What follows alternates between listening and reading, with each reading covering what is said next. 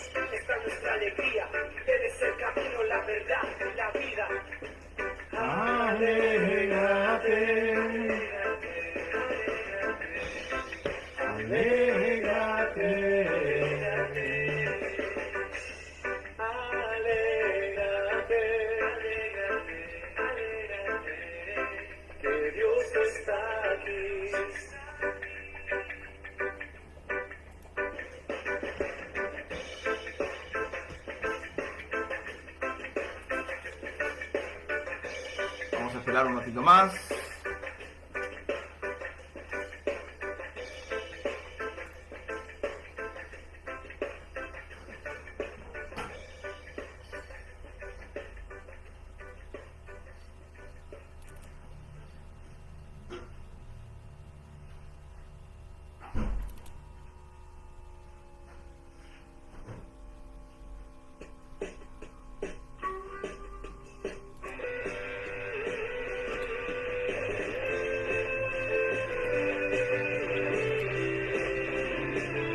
Vamos sumando para empezar.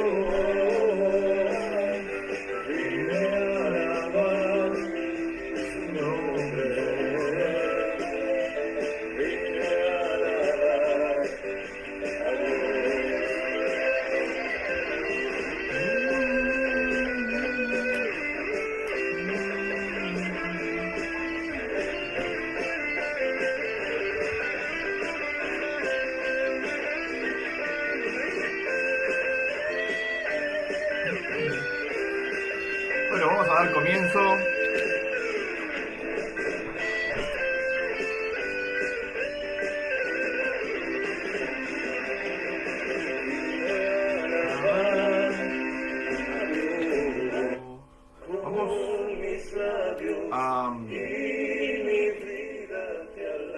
vamos a comenzar con esta enseñanza, con este nuevo ciclo, dentro de este ciclo Lenguas de Fuego. Total, esto después queda grabado en vivo para que los hermanos lo puedan seguir mirando cuando quieran. Así que lo vamos a compartir. En este ciclo de Lenguas de Fuego que venimos realizando junto a los hermanos de la Vicaría de la Ribera ya hace un tiempo, vamos a compartir ahora todo lo que tiene que ver con las enseñanzas, con el compartir sobre las obras de misericordia del Espíritu Santo. Obras de misericordia del Espíritu Santo. Entonces, vamos a empezar a ver qué son las obras, ¿no? Cuando hablamos de obras, así como cuando hablamos en la iglesia de las virtudes teologales, bueno, en este caso, o las virtudes cardinales, como ya seguramente han hablado mucho quizás de estos temas, ahora vamos a tocar el de las obras de misericordia. ¿Qué son las obras de misericordia? Son acciones caritativas, anotate esto, son acciones caritativas por las que ayudamos al prójimo, por la que ayudamos a los hermanos, a nuestros seres queridos, a nuestros cercanos, en sus necesidades. Bienvenida Dora, bienvenido Full Color. ¿Cómo está Full Color? Está full ese color. Roberto también. Bueno, volvemos entonces a lo que estábamos diciendo. Acuérdense, su mate, el termo, algo para anotar. Las obras de misericordia son las acciones caritativas por las que ayudamos a los hermanos en sus necesidades. La iglesia las divide en dos: obras de misericordia corporales, obras de misericordia espirituales. ¿De dónde salen estas obras o esta lista de obras corporales? Bueno, las corporales son de una lista hecha por el mismo Jesús. Ahora la vamos a leer. En total son 14, 7 corporales y 7 espirituales. Y las espirituales salen hechas por la iglesia, de citas bíblicas, de actitudes tomadas y enseñanzas también de Jesús, por ejemplo, como el perdón. Así que vamos a nombrar estas obras de la misericordia que dijimos que son 14 obras. Vamos a nombrar las primeras, que son las 7 corporales. Anótese por ahí. Visitar a los enfermos, dar de comer al hambriento, dar de beber al sediento, dar posada al peregrino, hospedaje, asilo al que está pasando, vestir al desnudo, visitar a los presos, enterrar a los difuntos. Esas son las 7 obras de misericordia corporales. ¿Qué es lo que hacía Jesús, no? Son de dónde sacadas, de una lista que el mismo Jesús nos ha enseñado, ¿no? Cuando ustedes me vieron hambriento y me dieron de comer, conmigo lo hicieron, ¿no? Y después están las otras 7 obras que son las espirituales. ¿Cuáles son? Anote. Enseñar al que no sabe, dar buen consejo al que lo necesita, corregir al que se equivoca, perdonar al que nos ofende, consolar al que está triste, sufrir con paciencia los defectos del prójimo. Mi hermano tiene defectos, lo tengo que aguantar. Con paciencia, practico la paciencia. Rezar a Dios por los vivos y por los difuntos. Estas son 7 obras de misericordia que llamamos las espirituales. ¿Cuál vamos a tratar hoy? Dentro de todas estas, hoy me toca hablarles de la obra de misericordia espiritual del consejo. Pero antes de hablar del consejo, me gustaría que sigamos un poquito ahondando más, ya que hoy es el primer día que empezamos con estos temas de las obras de misericordia, sobre cuál es el efecto que causa, ¿no? Usted dirá, ¿y yo para qué tengo que hacer todas esas cosas? ¿O por qué tengo que hacer, ¿no? Todas estas cosas que me dice ustedes ahora, la iglesia enseña. Bien, en resumen, les vamos a ir anotando punto por punto. ¿Cuáles son los efectos que causan en nosotros las obras de misericordia, el poder ejercitar estas obras, tanto corporales como espirituales? Comunican gracia a quien la ejerce, ¿no? Dice la palabra de Dios, dad y se os dará. Comunican gracia a quien la ejerce. Si yo hago alguna de estas 14 cosas que recién, 14 ítems que recién les enumeré, esto va a traerme gracia sobre mi vida. Cuando yo ejercito estas obras espirituales o corporales, esto trae gracia sobre mi vida, sobre mi ser, sobre mi alma. Así que esto es uno de los efectos que causa el poder ejercitar estas obras, porque yo tengo que tratar de ejercitar y hacer estas obras de misericordia. Sor Faustina Kowalska, que es aquella a quien el Señor le habló, ¿no? Es la que nos trajo la tan hermosa advocación de Jesús en la divina misericordia, ¿no? Jesús misericordioso. Bueno, Sor Faustina Kowalska decía, una gracia atrae a otra gracia, cuando hablaba de las obras de misericordia. Una gracia atrae a otra gracia. Más adelante también Sor Faustina nos hablaba, por ejemplo, da un ejemplo sobre una de las obras de misericordia, de rezar por los vivos y por los difuntos, ¿no? La última que leímos. Un ejemplo para que nos vayamos ubicando, ¿no? En esto de las obras de misericordia. Sor Faustina decía que ella oraba por un alma que había fallecido, y esta alma se le aparece en sueños, ¿no? Muy acongojada, muy sufrida, como que estaba padeciendo mucho.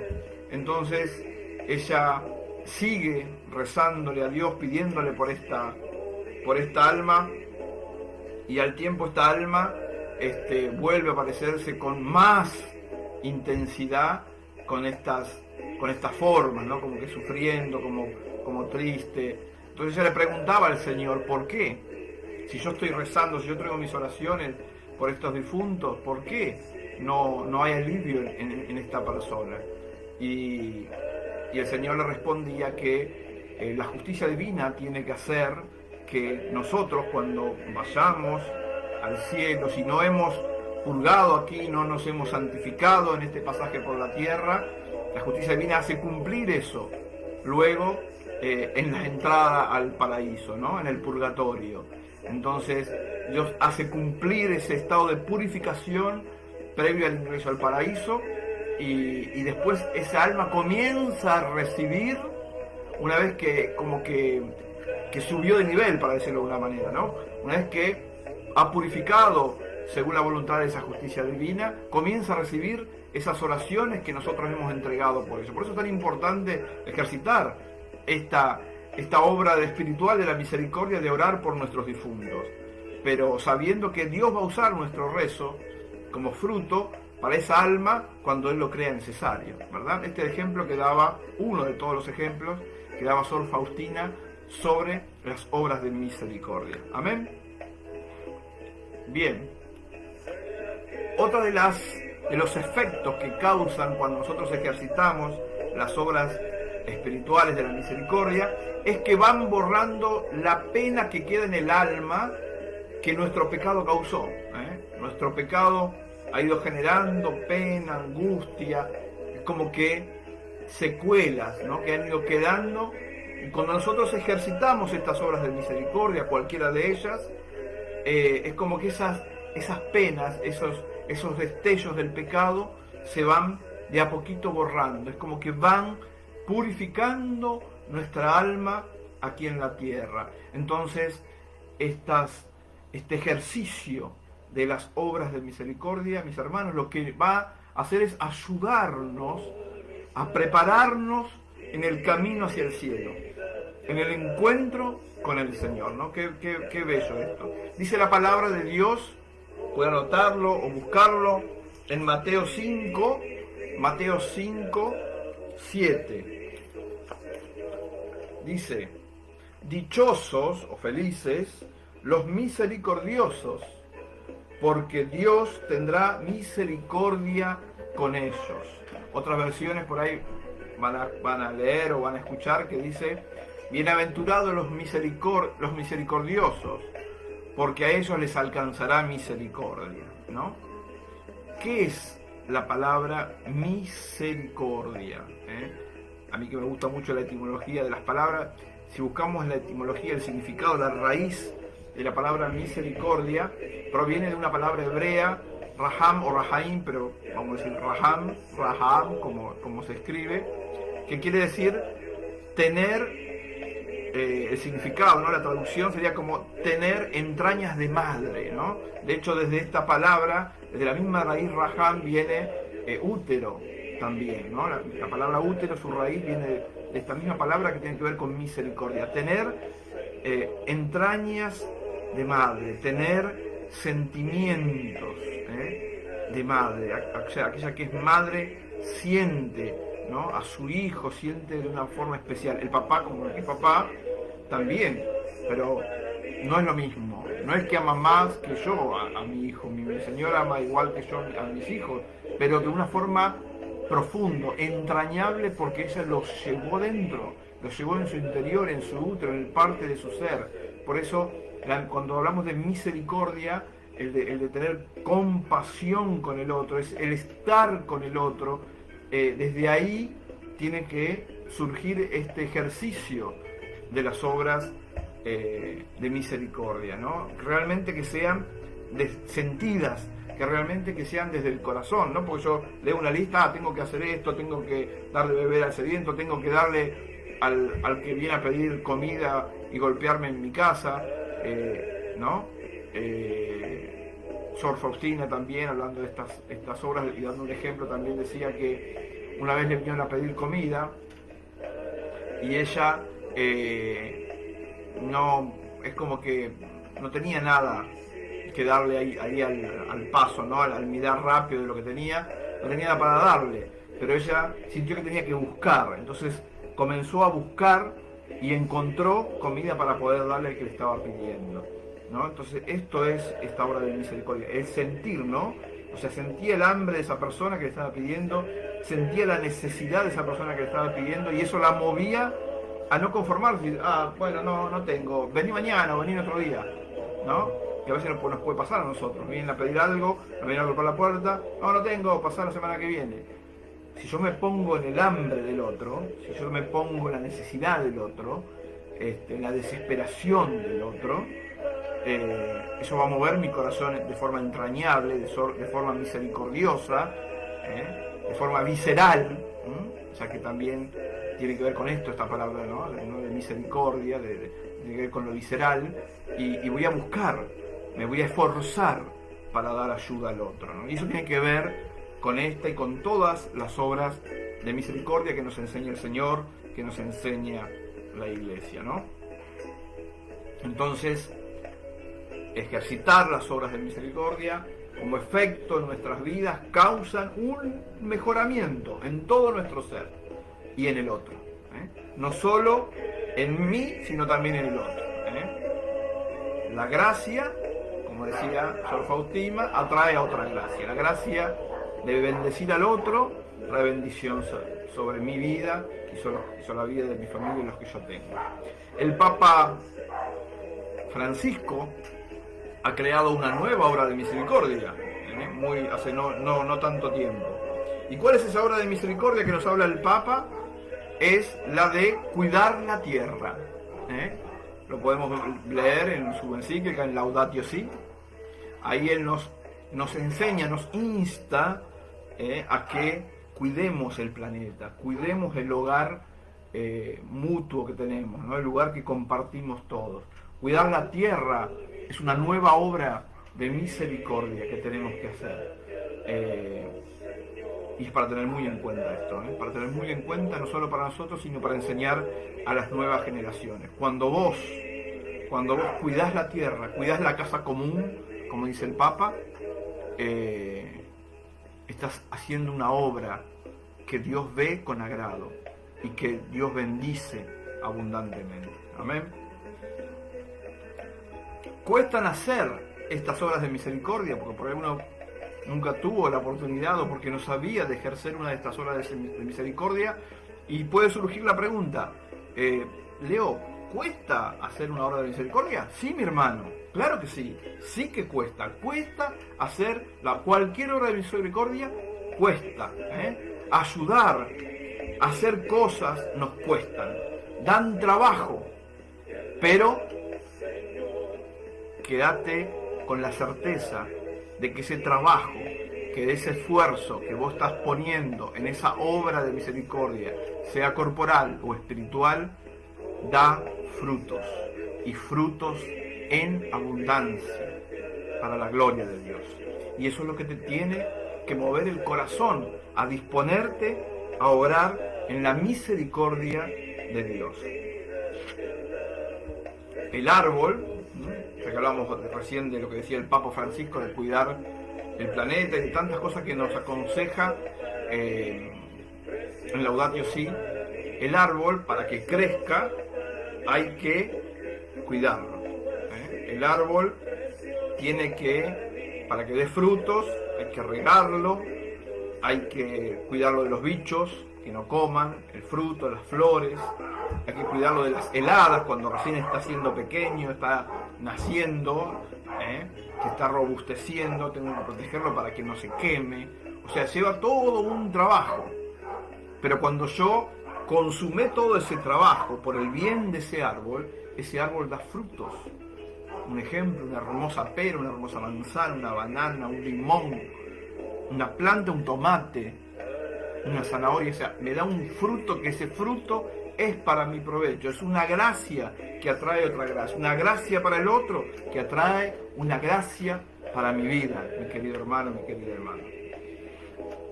Tenemos una sociedad que exige, por medio de leyes, exige, hace esto, hace lo otro, de esta forma, de la otra, obliga en muchas de sus veces.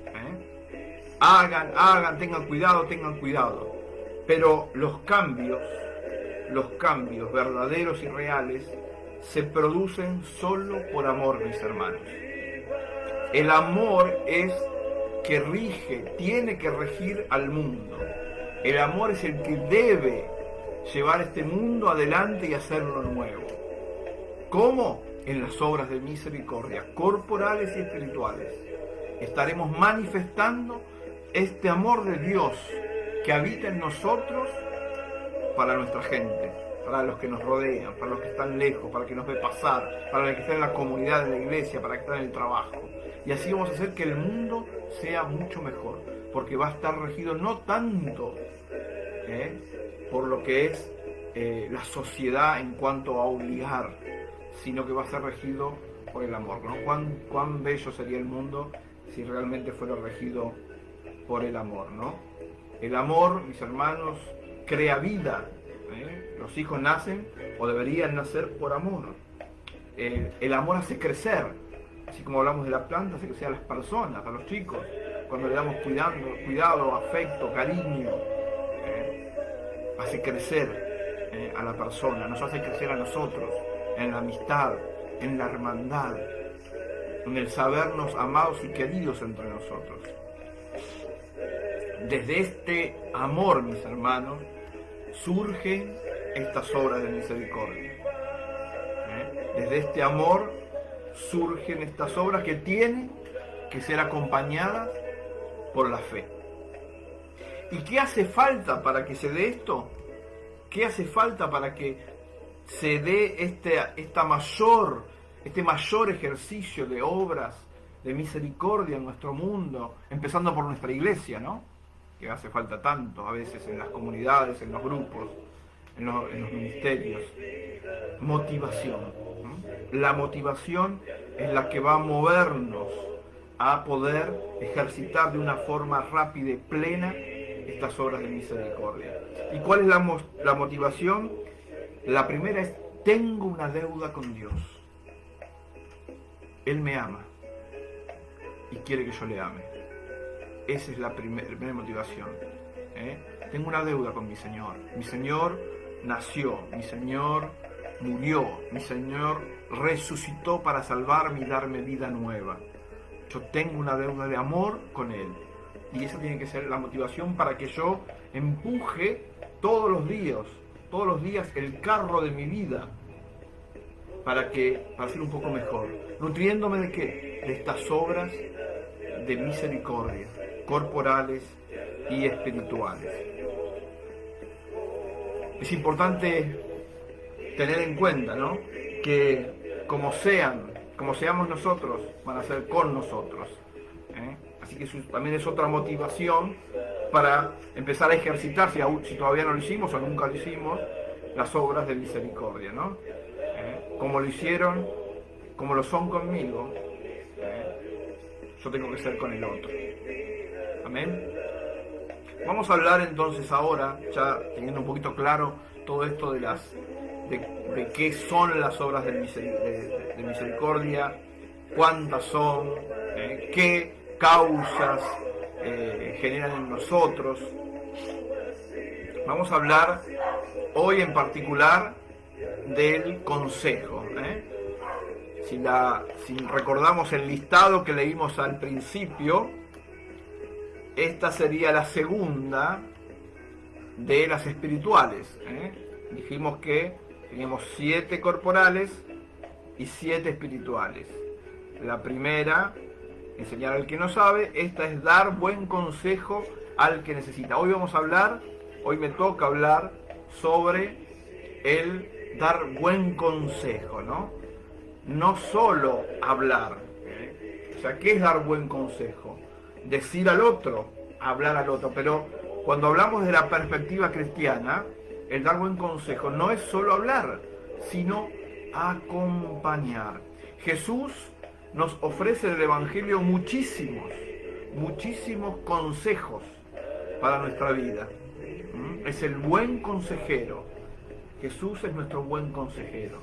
Dice en Mateo, vamos a leer, o anote por ahí, Mateo 15:14, Evangelio de San Mateo 15:14.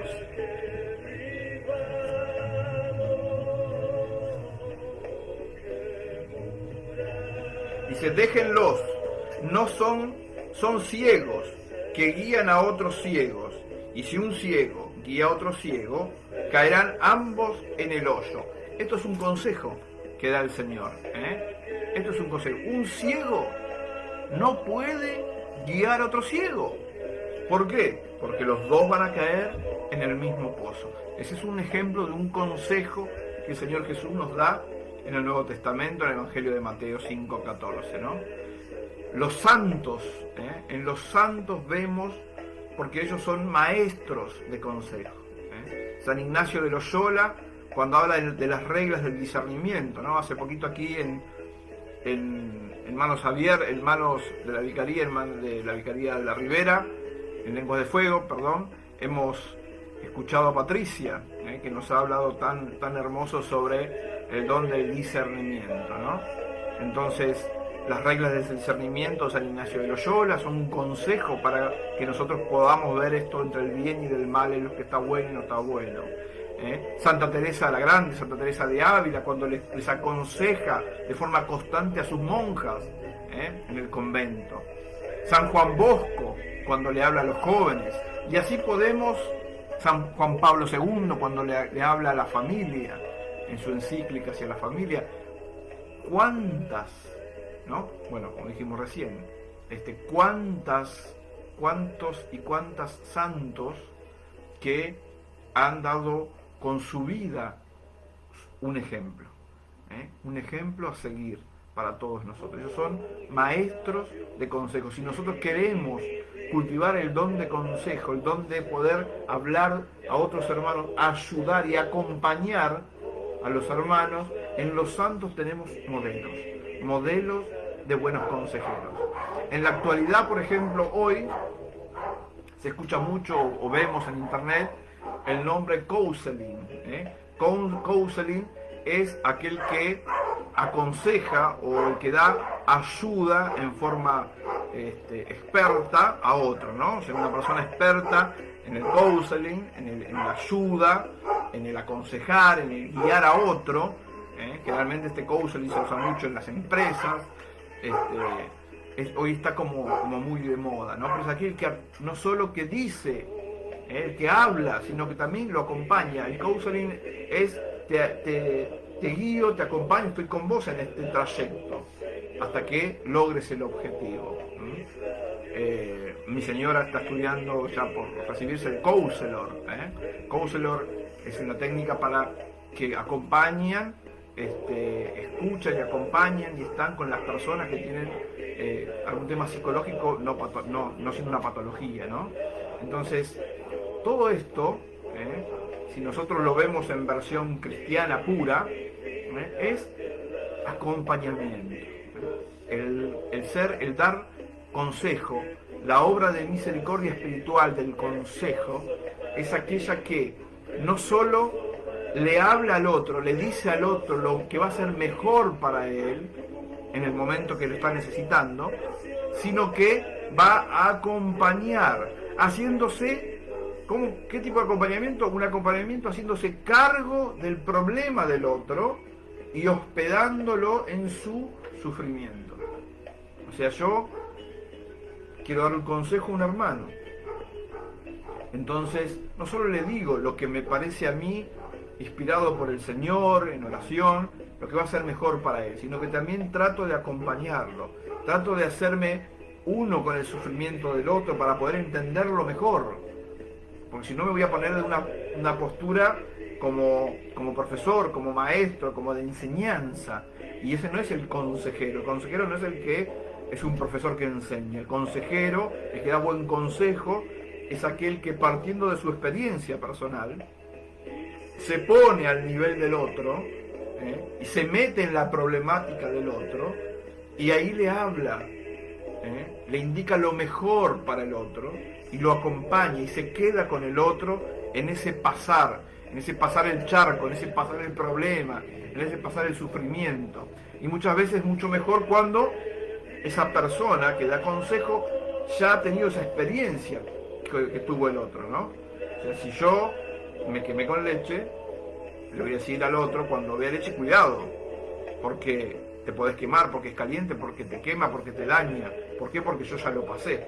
Entonces, como yo lo pasé, te doy un mejor consejo, te doy el consejo de mi experiencia, pero estoy con vos, te ayudo, para utilizar, mejor dicho, para ejercitar esta obra de misericordia espiritual del buen consejo, es importantísimo tener una escucha activa, es decir, oír más que hablar más, Fíjese, ¿no? Si es consejo, tiene que ver con hablar, y en este caso lo que más hay que hacer es escuchar, no hablar tanto. ¿Por qué? Porque yo tengo que, en mi hablar, primero interesarme de saber qué es lo que pasa el otro, qué sufre el otro, qué necesita el otro, y para eso tengo que tener una escucha activa, una escucha que estar dispuesto de mente, de corazón, de sentimiento, a percibir lo que al otro le está sucediendo. Y en base a eso, recién aplico desde mi experiencia y de la sabiduría que el Señor me dé, la palabra para poder decirle al otro, para acompañar al otro.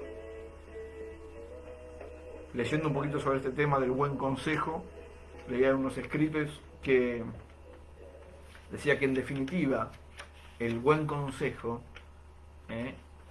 como conclusión, es una manera de amar. El buen consejo es una manera de amar. Cuando vos estás dando buen consejo a otro hermano, o cuando un hermano viene a pedirte un consejo, vos lo que tenés que hacer es amar. Es una buena manera de amar. Y también hacerle entender al otro que lo que estás haciendo es amándolo. Yo, por medio de esta palabra, por medio de esta sugerencia, por medio de esto que te digo, te amo. Te amo, mi hermano, porque quiero lo mejor para vos. Y decía una palabra, me gustó mucho, de San Camilo de Lelis. San Camilo de Lelis es el patrón de los enfermeros, de los médicos. Él dedicó su vida a los enfermos.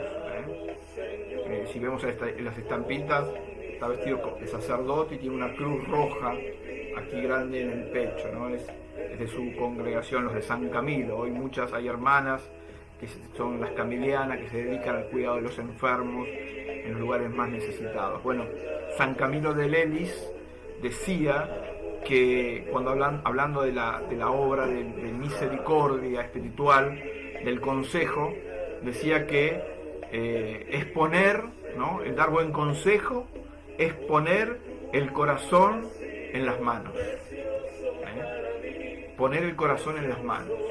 Cuando yo voy a dar el buen consejo a un hermano que está necesitando, tengo que sacarme el corazón, ponerlo así en las manos y entregárselo a mi hermano. Mirá, te entrego mi corazón, porque sé de tu sufrimiento, porque sé de lo que estás pasando, y me quiero hacer uno con vos. Me entrego de corazón. Esto que te digo es de corazón, es para tu bien, es para que estés mejor. Y esto obviamente impulsado por una oración previa, pidiendo al Espíritu Santo, al dador de la gracia, que nos dé las palabras justas, la letra justa, para que podamos penetrar en el corazón del otro, hacernos uno con el otro. ¿Es difícil? Es muy difícil. Es muy difícil porque tenemos que, como en cierto momento, igualar esos sentimientos para ser uno con el otro y que mis palabras realmente sean las exactas, para que lo ayuden. Muchas veces damos consejos y a veces me pongo yo como ejemplo, como testimonio también, ¿no? Damos consejos pensando que es lo mejor, que es lo más correcto, pero quizás no fue muy orado, no fue muy pensado, no fue un consejo dado al otro haciéndome uno con el otro. Quizás fue más en viendo algo racional o viendo algo muy a lo que enseña la iglesia y que está bien, pero por ahí lo tengo que modificar para que el otro lo entienda mejor y le haga bien. Y yo quizás doy un consejo muy rígido, porque así me lo aprendí, entonces lo largo de esa forma. No, eso está mal, tenés que hacerlo de tal forma. Hay hermanos que se cierran a las formas de enseñar, a las formas de decir las cosas, y más que ayudar, hieren. Quizás muchas veces yo, con mi mismo consejo, por no usar todas estas cosas y tener en cuenta estas cosas, he dado malos consejos. He dado muchos malos consejos. O he dado consejos que no correspondían y que más, en vez de hacer bien al otro, terminaban haciendo un mal al otro. Y seguramente yo voy a dar cuenta por eso al Señor. Pero hoy, con ustedes quiero compartirles la importancia de este don del consejo, la necesidad, lo bueno que es ejercitar este don de consejo, desde una escucha activa y un acompañamiento. ¿Desde dónde es este don, esta obra que tengo que hacer? Desde una escucha activa y de un acompañamiento. ¿Cómo? Haciéndome uno con el otro. ¿Amén? Amén. Bueno, podremos hablar muchísimo más de esta obra de la misericordia, tanto del buen consejo como de las otras 13 obras que seguramente los hermanos de la becaría van a seguir día a día avisándoles sobre los temas que se van a ir tocando. Pero ya nos pasamos del horario, mil perdones porque empezamos un poco tarde también, así que vamos a solamente hacer una pequeña oración. Vamos a pedirle al Espíritu Santo el don de consejo. Vamos a pedirle al Señor que nos regale el don de consejo, y por intercesión de María Santísima, ¿no? Uno de los modelos más grandes que tenemos nosotros los cristianos, católicos especialmente, es a la Virgen María. Ella es la que tiene el don del buen consejo por excelencia. Ella fue la que, movida por ese corazón misericordioso, ¿no? Ese corazón de mamá, ¿no? Ese sentir visceral de la madre, ¿no? Del sentir el sufrimiento de los hijos, de los otros. Fue lo que en las bodas de Caná le hizo decir. Ella primero, escucha activa, escuchó que faltaba vino. Y después, ¿qué hizo? Actuó. Primero escuchó y después dijo. ¿Y qué dijo? A los sirvientes: hagan lo que Jesús les diga. El don de consejo, mis hermanos, como el ejemplo de María, no es una orden. Nosotros no ordenamos cuando damos un consejo.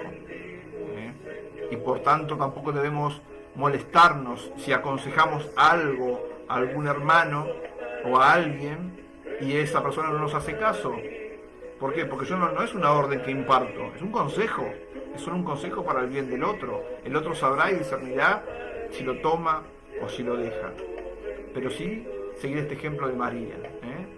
Escuchó que faltaba vino. Y dijo, ¿a quién? ¿A Jesús le ordenó? No. Le dijo a los que estaban ahí. Vayan y hagan lo que Jesús les dice. Y así sucedió el primer milagro de Jesús. Vamos a pedirle a ella, a María Santísima, la Madre del Buen Consejo, que nos ayude a ejercitar esta obra de misericordia espiritual que tanto hace falta hoy en los hogares, en las comunidades, en la iglesia toda. Oramos entonces pidiendo este don del consejo al Señor. Dígalo conmigo, repítalo donde está, en su casa, así sencillito. Ven, Espíritu Santo, a mi corazón y dame el don de consejo. Sé mi guía, ilumina mi vida, disipa mis dudas y confusiones. Dame seguridad en la fe y valor para seguir con esmero la voluntad del Padre. Ven, Espíritu Santo, sé tú mi luz interior, que nunca vacile en la prueba, en la oscuridad, en la duda o en la inseguridad humana.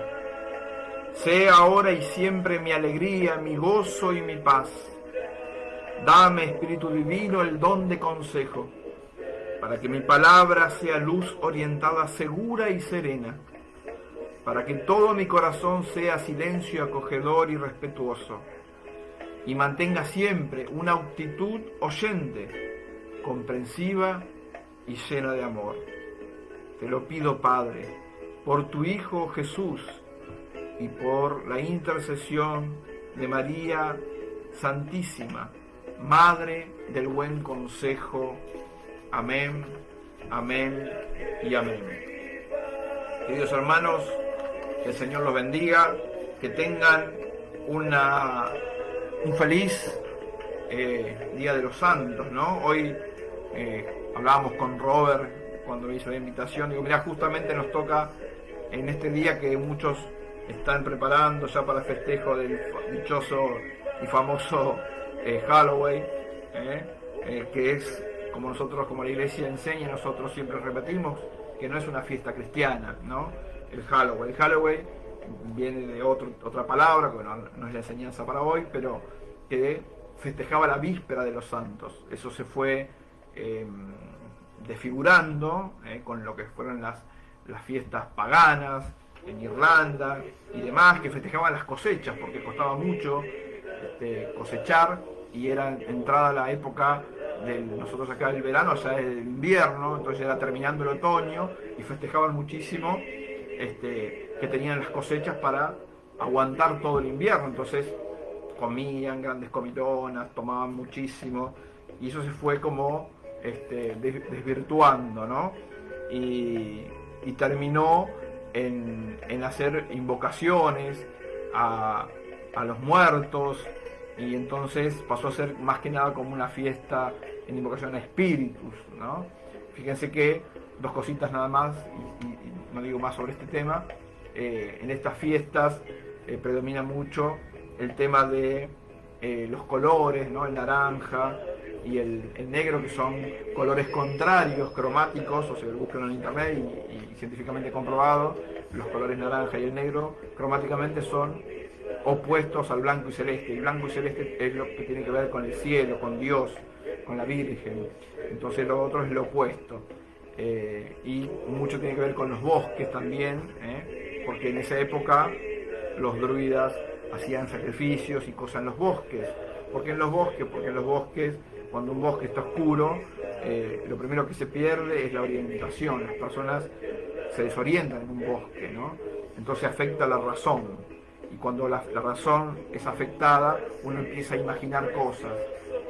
Pero cuando está en una oscuridad, en un lugar oscuro, y escucha un ruido, uy, ¿qué será eso? Uy, ¿qué será lo otro? ¿Será esto? Capaz que nada que ver. Entonces todas estas cosas se usaron para ir desvirtuando esta fiesta o esta víspera de los santos, que nosotros tenemos que festejarla de esta forma y recordarla de esta forma. Víspera de la fiesta de los santos, pero el Halloween, como se festeja hoy, o lo festejan en Estados Unidos y en otros lados, con las calabazas y todas estas cosas de suerte, truco y lo que sea, no es de Dios, no es cristiano y es totalmente satánico, comprobado históricamente, científicamente. Así que otro día podemos hablar sobre estos temas y aprender un poco para tener defensa de nuestra fe. Amén. Que el Señor los bendiga, que el Señor los cuide, que el Señor los proteja, y nos vemos hasta cuando el Señor nos llame y nos invite aquí de la viquería. Amén.